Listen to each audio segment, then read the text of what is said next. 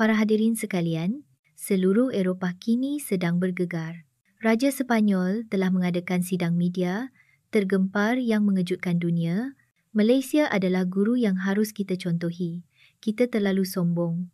Apa sebenarnya yang telah berlaku sehingga kerabat diraja Eropah yang paling terkemuka mengeluarkan kenyataan yang begitu luar biasa? Permulaan insiden itu adalah pendaratan cemas yang berlaku 4 hari lalu di lapangan terbang antarabangsa Kuala Lumpur KLIA. Pesawat khas kerabat diraja Sepanyol terpaksa mendarat di bumi Malaysia akibat masalah teknikal badan pesawat. Dilaporkan reaksi pertama ahli kerabat diraja adalah, di pulau kecil Asia itu, bolehkah mereka melayan kami dengan baik? Namun, 72 jam kemudian, fikiran mereka berubah 180 darjah. BBC, Reuters, AFP dan semua media dunia berpusu-pusu ke KLIA. Ketua-ketua negara Eropah turut mengadakan mesyuarat tergempar. Apa yang berlaku di Kuala Lumpur selama 3 hari itu? Saya Kapten Carlos Martinez, Datuk Bandar Pengawal Kerabat Diraja Sepanyol. Saya telah berkhidmat kepada Baginda Raja selama 25 tahun. Ini adalah kejutan terbesar yang saya alami sepanjang hidup saya. Sekarang, sila dengar sendiri kisah yang luar biasa ini. Sebelum bermula, sila tekan suka dan langgan. Ini akan memberikan saya kekuatan besar untuk memperkenalkan lebih banyak kisah menakjubkan tentang Malaysia. Salam sejahtera, saya Kapten Carlos Martinez, Datuk Bandar Pengawal Kerabat Diraja Sepanyol. Sepanjang 25 tahun berkhidmat kepada Baginda Raja, saya telah mengembara ke seluruh Eropah, malah Timur Tengah dan Amerika. Saya pernah mengalami pelbagai kaedah layanan negara dan melihat lapangan terbang serta hotel bertaraf dunia. Tetapi pemandangan yang saya saksikan di lapangan terbang antarabangsa Kuala Lumpur, KLIA, pada hari itu benar-benar mengubah 25 tahun kerjaya saya. Insiden ini bermula dengan pesawat khas diraja yang berlepas dari Madrid menuju ke Manila, Filipina. Ia adalah lawatan rasmi oleh Baginda Raja, Baginda Permaisuri dan 6 orang ahli lembaga penasihat diraja bersama-sama. Semua jadual, termasuk Majlis Santapan Negara dengan Presiden Filipina, telah diatur. Ketika itu, kami sedang terbang melintasi kawasan Laut Cina Selatan, berhampiran selatan Malaysia. Tiba-tiba, badan pesawat mula bergegar dengan kuat. Juruterbang melaporkan situasi kecemasan. Terdapat masalah serius dengan sistem hidraulik. Kami perlu mendarat segera di lapangan terbang terdekat. Lapangan terbang terdekat ialah KLIA, kira-kira 40 minit penerbangan. Meneruskan penerbangan ke Manila memerlukan lebih sejam, manakala berpatah balik ke Singapura atau Hong Kong pula lebih jauh. Mengambil kira keadaan pesawat, KLIA adalah satu-satunya pilihan. Apabila saya melaporkan situasi itu kepada Baginda Raja, wajah Baginda menjadi keruh. Seorang penasihat diraja malah menunjukkan riak wajah tidak senang secara terang-terangan. Inilah tanggapan mereka terhadap Malaysia.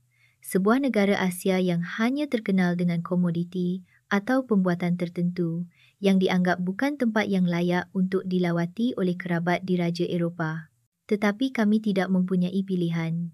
Keselamatan adalah keutamaan. Sebelum pendaratan, perkara yang menakjubkan mula berlaku. Suara yang datang dari menara kawalan KLIA adalah dalam bahasa Sepanyol yang sempurna. Di mana-mana di Eropah, berurusan dalam bahasa Inggeris adalah perkara asas, tetapi di lapangan terbang Asia, kami mendengar bahasa Sepanyol. Lebih-lebih lagi, sebutan itu adalah bahasa Sepanyol standard dengan logat Castilian. Prosedur pendaratan cemas itu pantas luar biasa. Landasan segera dikosongkan, jentera bomba dan ambulans sudah bersiap sedia. Proses pendaratan sangat lancar, sukar dipercayai. Sama sekali tidak terbayang ia adalah pendaratan cemas akibat masalah hidraulik. Sebaik sahaja pintu pesawat dibuka dan kami melangkah ke Aerobridge, saya tidak dapat mempercayai mata saya. Di pintu masuk Aerobridge, lebih 15 orang kaki tangan berpakaian sut kemas berbaris, membongkok hormat dan memberi salam dalam bahasa Sepanyol yang fasih. Seorang warga Malaysia yang berdiri di hadapan memperkenalkan dirinya dalam bahasa Sepanyol yang sempurna. Beliau adalah Ketua Pasukan Protokol Khas KLIA. Beliau pernah berkhidmat sebagai diplomat di Madrid selama 7 tahun. Sebutan beliau sama persis dengan orang tempatan Madrid, malah penggunaan etika bahasa untuk majlis rasmi juga sempurna. Mereka telah menyediakan layanan protokol khas untuk baginda raja. Di atas kerusi roda mewah, terukir jata diraja Sepanyol. Ini adalah pendaratan cemas tanpa sebarang notis awal. Bagaimana mereka membuat persediaan seperti ini terlebih dahulu adalah di luar jangkauan akal. Lebih banyak kejutan menyusul. Setiap ahli kerabat diraja dihadiahkan minuman tempatan Malaysia yang paling popular, iaitu teh tarik dan makanan ringan kari pak pusing yang rangup. Mampu menyediakan hadiah sambutan yang paling ikonik dalam masa sesingkat itu sungguh luar biasa. Semasa bergerak melalui laluan VIP, kejutan berterusan.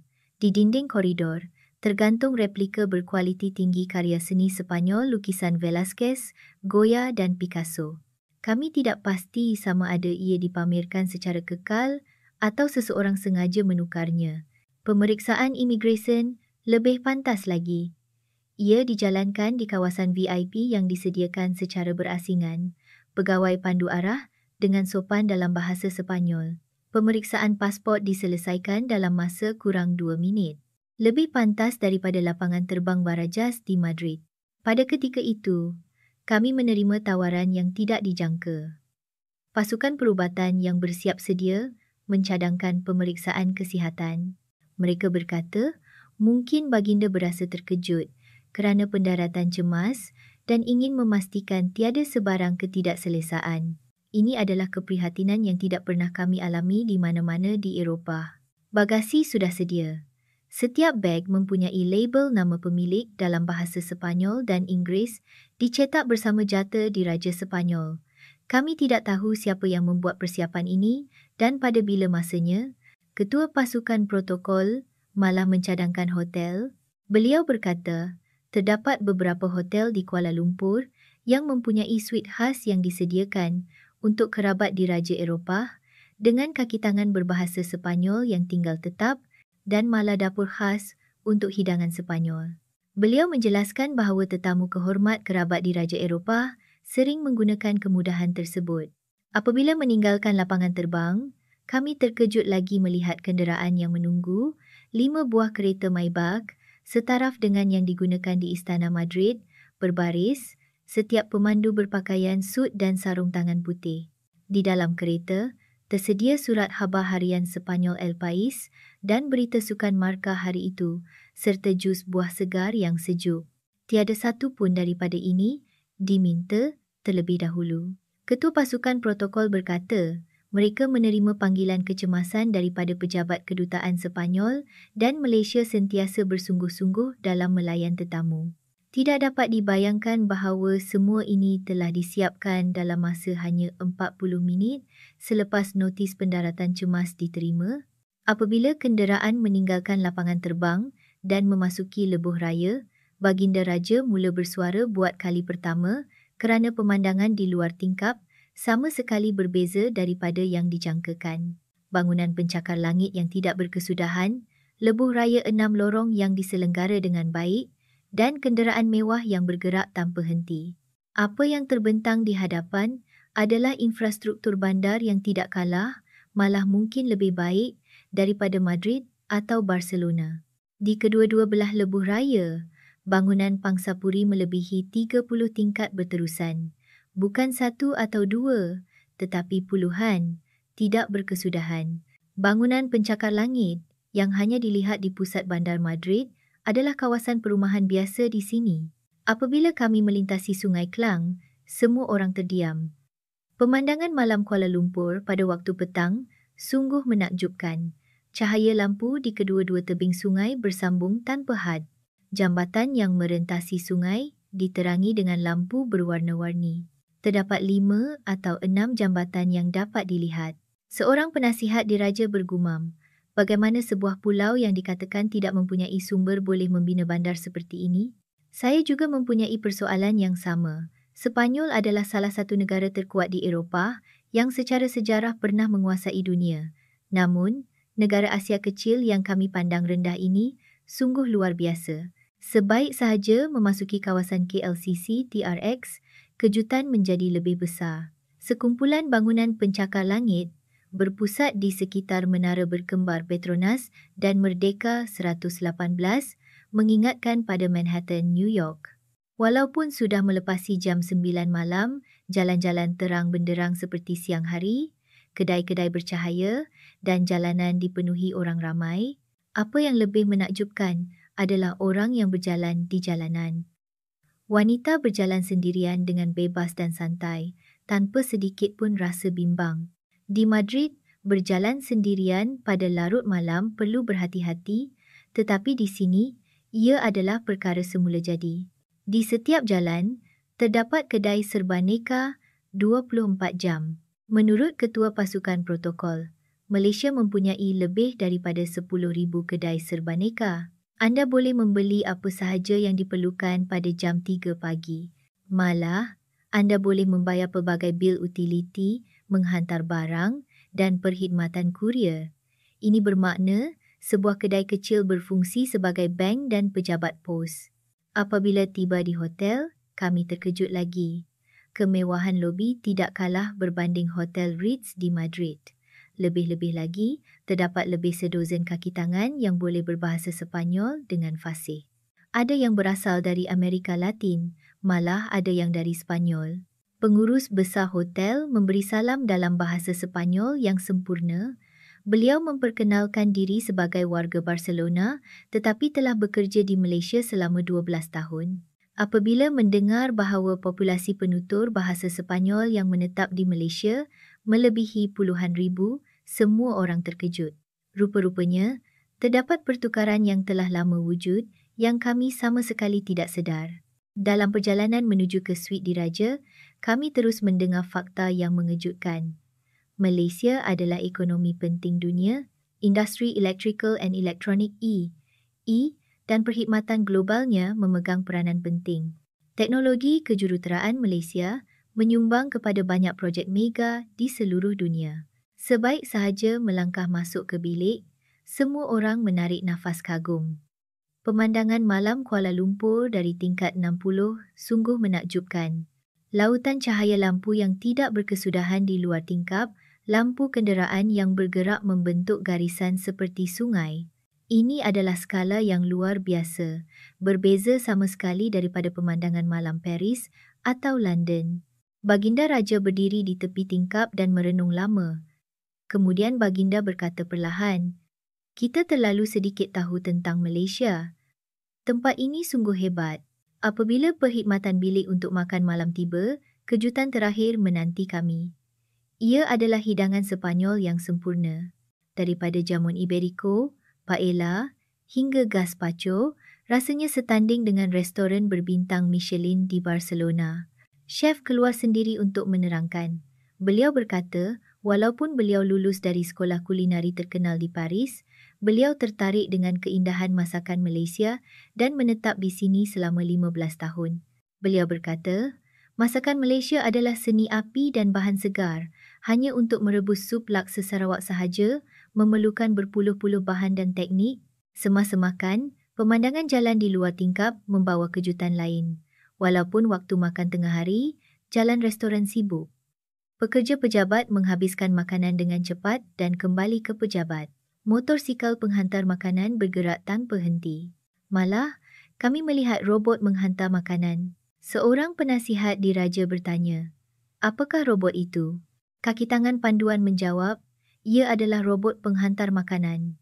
Ia telah dikomersialkan baru-baru ini dan boleh dilihat di seluruh Kuala Lumpur. Ia bergerak sendiri di sepanjang laluan pejalan kaki, dapat mengenal pasti lampu isyarat dan mengelak pejalan kaki." Pada sebelah petang, kami melawat sekitar Cyberjaya dan Teknologi Park Malaysia, TPM. Di antara bangunan pencakar langit, taman dan kemudahan kebudayaan disusun secara harmoni. Bangunan kaca gergasi berkilauan di bawah matahari. Nama syarikat bertaraf dunia tergantung di setiap bangunan. Kaki tangan panduan menjelaskan bahawa kawasan ini adalah pusat teknologi Malaysia, syarikat teknologi maklumat dan syarikat permulaan, startup tertumpu di sini. Puluhan ribu jurutera bekerja di sini. Di dataran di hadapan salah satu bangunan, sekumpulan anak muda berkumpul mempamerkan sesuatu. Apabila didekati, ia adalah pameran robot yang dibuat oleh pelajar universiti. Robot bersaiz tapak tangan bergerak sendiri, mengelak halangan dan dapat mengenal pasti wajah serta memberi salam.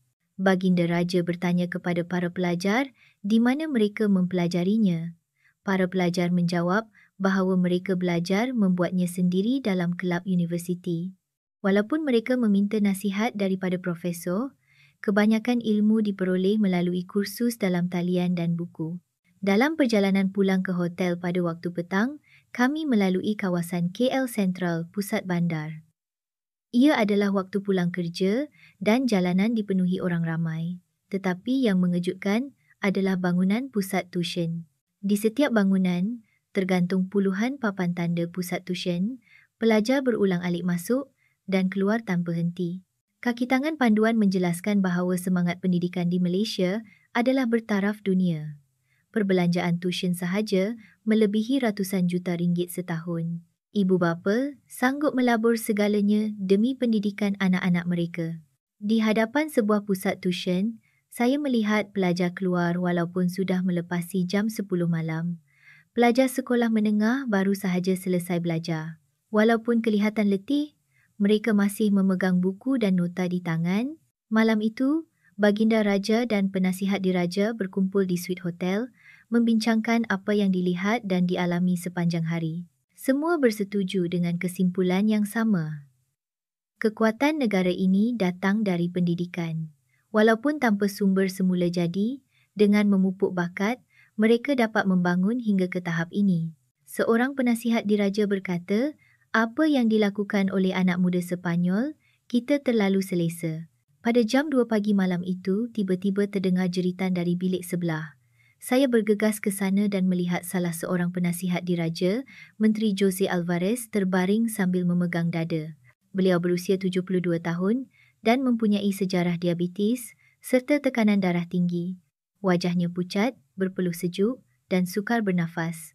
Ia adalah gejala tipikal serangan jantung. Saya segera menghubungi kaunter hotel dan meminta ambulans. Perkara yang menakjubkan berlaku. Dalam masa kurang 3 minit, kaki tangan hotel dan 4 anggota paramedik kecemasan tiba di bilik. Rupa-rupanya, hotel itu sendiri dilengkapi dengan peralatan perubatan kecemasan dan mempunyai talian terus ke hospital berdekatan. Tindakan anggota paramedik tersusun rapi. Mereka segera menyambungkan mesin elektrokardiogram, ECG mudah alih dan memasang topeng oksigen. Seorang wanita yang kelihatan seperti ketua pasukan mengeluarkan komputer tablet dan menyambungkannya ke suatu tempat. Di skrin muncul seorang doktor. Beliau memperkenalkan diri sebagai profesor dari Jabatan Perubatan Kecemasan, Pusat Perubatan Universiti Malaya. Beliau sedang menyemak data ECG dalam masa nyata. Beliau berkata, dijangka ia adalah acute myocardial infarction, serangan jantung akut dan perlu segera dihantar ke hospital. Saya menjadi panik dan berkata perlu berbincang dengan doktor diraja Sepanyol, tetapi anggota paramedik itu berkata dengan tegas, masa emas hanya tinggal 5 minit. Berbahaya jika tidak membuat keputusan sekarang. Baginda Raja membuat keputusan, saya percaya Hospital Malaysia. Tentunya, apa yang dilihat Baginda sepanjang hari semalam mempengaruhi keputusan Baginda. Anggota paramedik meletakkan pesakit di atas pengusung dan memasang IV line. Seluruh proses mengambil masa kurang seminit, lift sudah menunggu. Di hadapan hotel, sebuah ambulans model terkini sudah sedia. Dalaman ambulans seperti unit rawatan rapi ICU mini, dilengkapi dengan pelbagai peralatan perubatan. Monitor memaparkan tanda-tanda vital pesakit dalam masa nyata. Peralatan kelihatan lebih baik daripada ambulans Hospital Diraja Madrid. Sebaik sahaja ambulans berlepas, perkara yang lebih menakjubkan berlaku. Semua lampu isyarat bertukar hijau. Walaupun pada jam 2 pagi, masih terdapat kenderaan di jalan raya, tetapi semuanya memberi laluan. Dikatakan ini adalah sistem isyarat trafik pintar. Apabila kenderaan kecemasan melintas, isyarat akan dilaraskan secara automatik. Rawatan berterusan di dalam ambulans. Anggota paramedik berkomunikasi dengan hospital melalui persidangan video masa nyata menggunakan tablet dan memberikan ubat-ubatan. Doktor hospital memberikan arahan dan mereka segera melaksanakannya. Tekanan darah dan nadi pesakit mula stabil secara beransur-ansur. Selepas 5 minit, kami tiba di hospital. 8 kaki tangan perubatan sudah menunggu di pintu masuk. Mereka menyambut sambil menyebut nama pesakit, mengatakan segalanya sudah sedia dan akan dihantar ke bilik pembedahan dengan segera. Profesor kardiologi keluar sendiri. Beliau memperkenalkan diri pernah menjalani latihan di Johns Hopkins Hospital di Amerika Syarikat. Beliau berkata, pasukan telah dikumpulkan sebaik sahaja ambulans berlepas dan mereka telah pun memperoleh rekod perubatan pesakit. Saya bertanya bagaimana beliau mendapatkan rekod perubatan Sepanyol secepat itu. Profesor menjawab bahawa ia diminta secara kecemasan daripada Hospital Madrid melalui kedutaan Sepanyol dan dihantar dalam masa 10 minit. Sistem pertukaran maklumat perubatan antarabangsa dibina dengan sangat baik. Sebelum memasuki bilik pembedahan, Profesor menerangkan bahawa arteri koronari tersumbat menyebabkan bekalan darah ke jantung tidak mencukupi dan perlu memasukkan stent, gegelang untuk membuka saluran darah. Pembedahan dijangka mengambil masa 1,5 jam. Kami dibawa ke bilik menunggu. Yang mengejutkan, skrin di bilik menunggu menyiarkan proses pembedahan dalam masa nyata. Dikatakan ini adalah prinsip ketelusan perubatan. Jika keluarga bersetuju, mereka boleh menonton proses pembedahan secara langsung. Bilik pembedahan di skrin kelihatan seperti kapal angkasa. 6 monitor gergasi memenuhi dinding. Lengan robotik yang tergantung di siling bergerak dengan tepat. Jururawat menjelaskan bahawa ia adalah robot bantuan Artificial Intelligence, AI, yang boleh membetulkan gegaran tangan doktor dan meningkatkan ketepatan. Dalam masa 15 minit, saluran darah yang tersumbat dibuka. Darah mula mengalir semula seperti biasa. Degupan jantung juga kembali stabil. Namun, Profesor melihat skrin dengan teliti dan berkata perlu ada pembedahan tambahan. Beliau berkata, satu lagi saluran darah juga sempit 70%. Jika tidak dirawat sekarang, terdapat risiko berulang dalam tempoh 6 bulan. Pembedahan tambahan itu diselesaikan dengan tepat dalam masa 15 minit. Jumlah masa pembedahan adalah 1 jam 40 minit. Apabila pesakit keluar dari bilik pembedahan, perkara yang tidak dapat dipercayai berlaku. Pesakit yang baru pulih sepenuhnya tersenyum. Profesor menjelaskan bahawa kerana pembedahan dilakukan melalui pergelangan tangan, pemulihan adalah cepat. Pesakit boleh berjalan selepas 6 jam. Di Sepanyol, pembedahan seperti itu memerlukan sekurang-kurangnya 2 hari rawatan di hospital, tetapi di sini beliau boleh keluar dalam 2 hari. Kos pembedahan juga mengejutkan. Kira-kira RM45,000 Malaysia bersamaan kira-kira $10,000 USD. Di Madrid, ini akan menelan belanja sekurang-kurangnya $200,000 USD. Dalam perjalanan ke wad, satu lagi kejutan menanti kami. Robot bergerak ulang-alik di koridor, membawa ubat-ubatan dan peralatan perubatan. Skrin di dinding memaparkan status setiap pesakit dalam masa nyata. Ia adalah sistem yang membolehkan stesen jururawat memantau semua pesakit sepintas lalu. Wad ICU lebih baik daripada suite hotel. Luas, bersih dan seluruh dinding adalah tingkap dari lantai ke siling. Pemandangan malam Kuala Lumpur terpampang di hadapan mata. Walaupun terdapat pelbagai peralatan perubatan di tepi katil, reka bentuknya bergaya, tidak seperti di hospital. Yang paling mengejutkan adalah hologram yang muncul dari siling. Jantung pesakit muncul dalam bentuk 3 dimensi. Imej jantung yang berdegup dalam masa nyata dapat dilihat dengan jelas. Dikatakan bahawa AI akan memantau keadaan jantung 24 jam sehari dan sebaik sahaja terdapat tanda-tanda abnormal, pasukan perubatan akan segera dimaklumkan. Seorang jururawat khas ditugaskan. Yang mengejutkan, beliau fasih berbahasa Sepanyol. Beliau memperkenalkan diri telah datang ke Malaysia dari Amerika Latin untuk belajar dan lulus dari Fakulti Kejururawatan Universiti Malaya.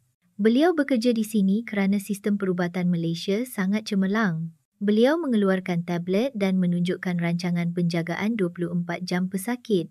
Ia menyenaraikan secara terperinci jadual ubat, senaman pemulihan dan diet untuk setiap waktu. Beliau turut menerangkan kesan ubat, kesan sampingan dan kaedah senaman dengan animasi 3D. Beliau juga menghulurkan kepada kami satu alat kecil.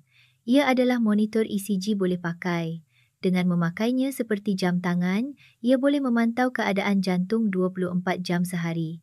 Data akan dihantar kepada pasukan perubatan dalam masa nyata dan malah boleh dihantar kepada doktor diraja Sepanyol.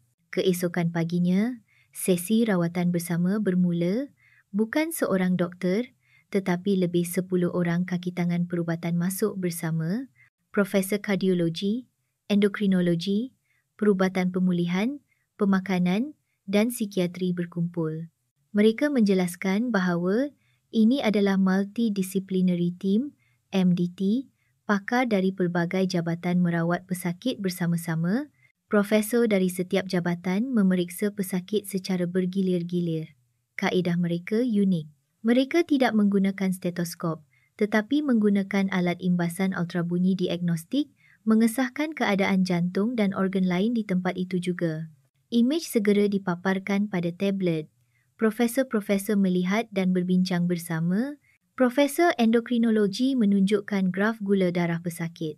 Ia merekodkan secara terperinci perubahan gula darah malam tadi. Beliau berkata, gula darah sedikit meningkat pada jam 3 pagi, tetapi pam insulin automatik melaraskannya kembali normal. Monitor glukosa berterusan dan pam insulin berfungsi bersama diuruskan oleh AI. Profesor Perubatan Pemulihan mencadangkan pemulihan jantung bermula hari ini.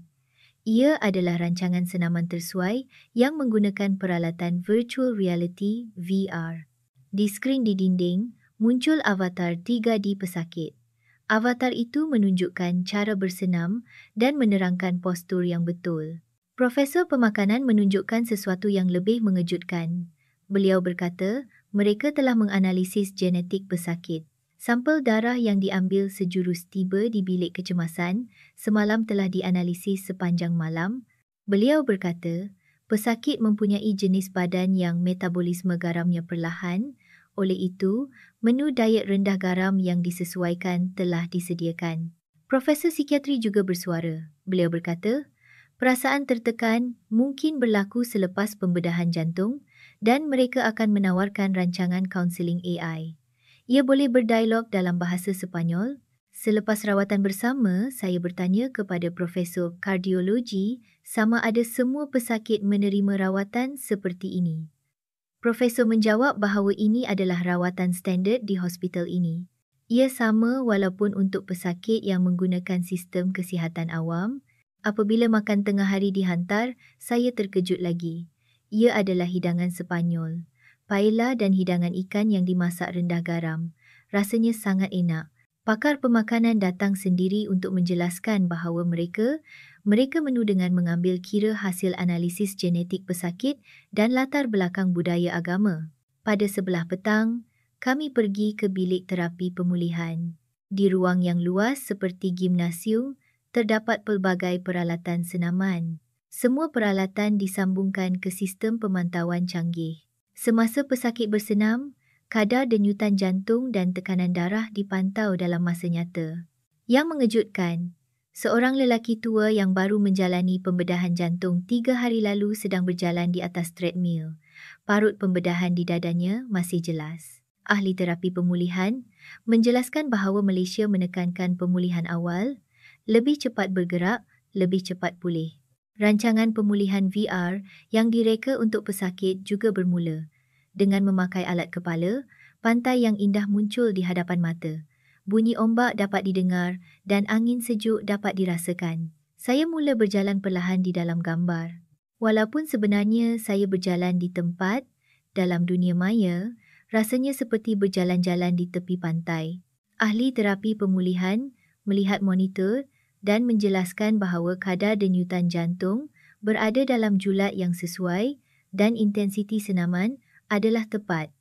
AI akan melaraskan rancangan secara automatik mengikut keadaan pesakit.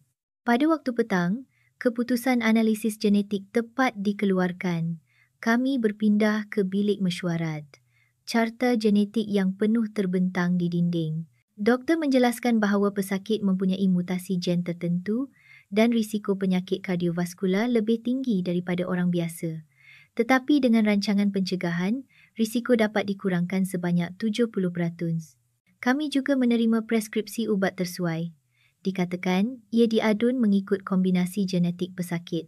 Beliau berkata, selagi pemeriksaan berkala dilakukan setiap 3 bulan, ia boleh mencegah berulang. Malam itu, pesakit berkata di wad, untuk mendapatkan rawatan seperti ini di Madrid, saya perlu menunggu sekurang-kurangnya 6 bulan. Tetapi di sini, semuanya selesai dalam sehari. Pada hari ketiga, pesakit pulih sepenuhnya dan boleh keluar. Doktor juga terkejut, mengatakan kadar pemulihan lebih cepat daripada yang dijangkakan. Pemeriksaan terakhir sebelum keluar, semua nilai adalah normal. Fungsi jantung malah lebih baik daripada sebelum pembedahan. Semasa mengambil dokumen keluar, kami terkejut lagi. Kami menerima USB yang mengandungi semua proses dari pembedahan, kemasukan hospital hingga pemulihan. Bukan sahaja video pembedahan, tetapi juga semua hasil pemeriksaan dan kaedah pengurusan masa depan telah disusun secara terperinci. Ia juga disertakan dengan terjemahan bahasa Sepanyol. Sebelum meninggalkan hospital, Baginda Raja secara khusus berjumpa dengan Profesor Kardiologi untuk menyatakan rasa terima kasih. Mereka berdialog panjang di pejabat Profesor.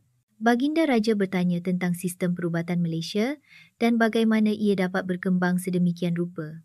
Profesor menjawab bahawa 30 tahun dahulu, perubatan Malaysia masih mengejar tetapi melalui pelaburan dalam pendidikan, pembangunan teknologi dan reformasi sistem, mereka telah mencapai tahap ini.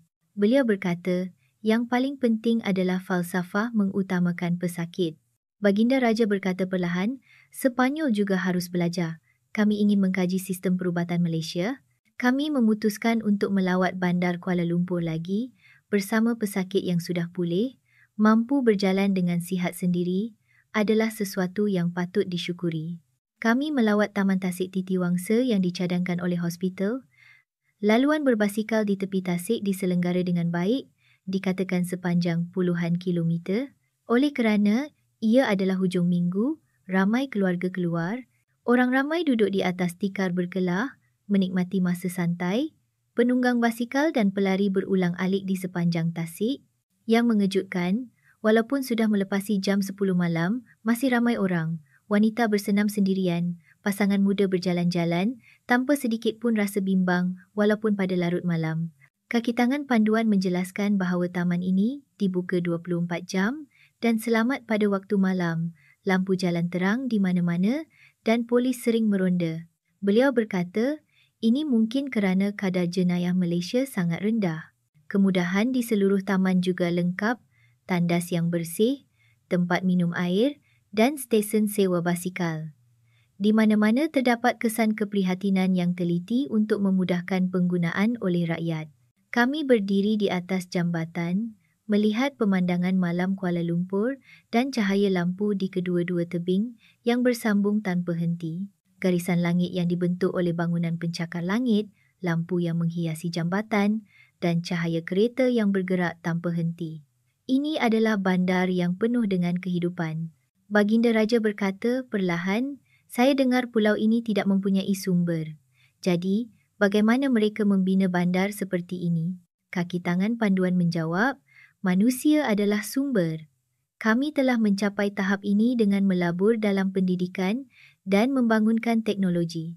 Kami berpindah ke kawasan Mon Kiara yang dikenali sebagai kawasan multibudaya. Jalanan masih meriah walaupun malam semakin larut. Restoran dari pelbagai negara bercahaya terang, pelbagai kaum bergaul secara bebas.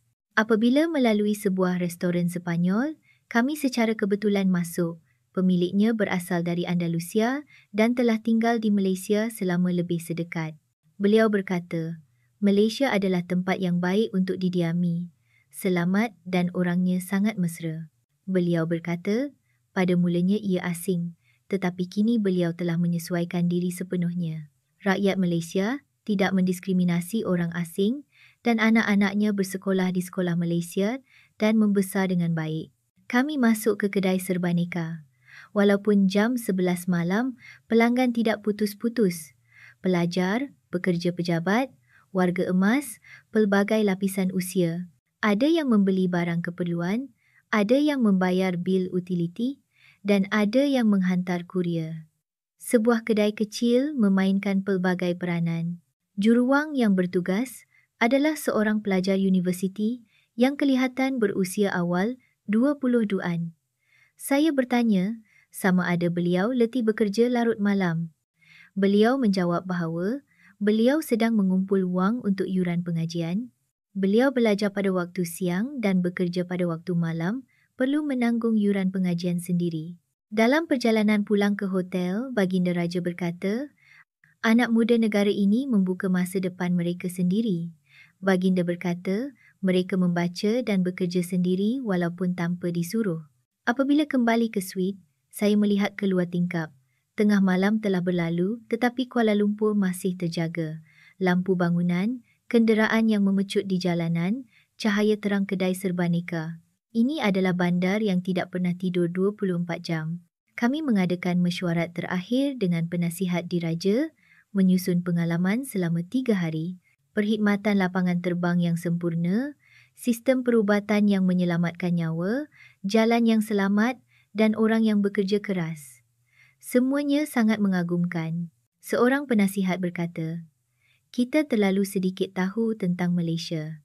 Baru sekarang kita tahu mengapa dunia memberi perhatian kepada Malaysia. Seorang lagi penasihat bersetuju, Sepanyol mempunyai banyak perkara untuk dipelajari. Baginda Raja menyatakan keazaman Baginda. Baginda berkata, apabila kembali ke Madrid esok, Baginda akan segera memulakan reformasi. Baginda berkata, Baginda akan mengkaji sistem perubatan Malaysia, mempelajari kaedah pendidikan mereka dan membina masyarakat yang selamat. Malam itu, saya tidak dapat tidur. 3 hari yang berlalu pantas bermain di fikiran. Ini adalah perjalanan yang tidak dijangka. Bermula dengan pendaratan cemas, tetapi ia adalah masa yang memberi kami hasil yang paling besar. Malaysia membuktikan bahawa walaupun tanpa sumber semula jadi yang banyak dan tanah yang tidak besar, selagi memupuk bakat, ia boleh dibina menjadi tempat yang hebat. Pendidikan, teknologi dan usaha berterusan telah mencipta keajaiban.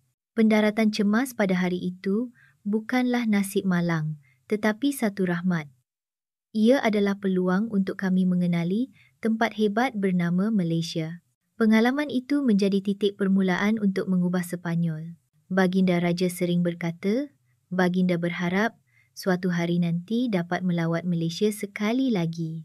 Kali ini, Baginda mahu pergi sebagai tetamu negara rasmi untuk belajar dengan bersungguh-sungguh. Saya juga menanti hari itu. Saya ingin sekali lagi mengalami negara yang menakjubkan itu dan melihat bagaimana Malaysia telah berkembang lagi. Inilah kisah 3 hari yang saya alami, masa ajaib yang dicipta oleh pendaratan cemas, pengajaran berharga yang diberikan oleh Malaysia kepada kami. Saya tidak akan melupakan semua ini seumur hidup saya. Sampai di sini sahaja kisah hari ini.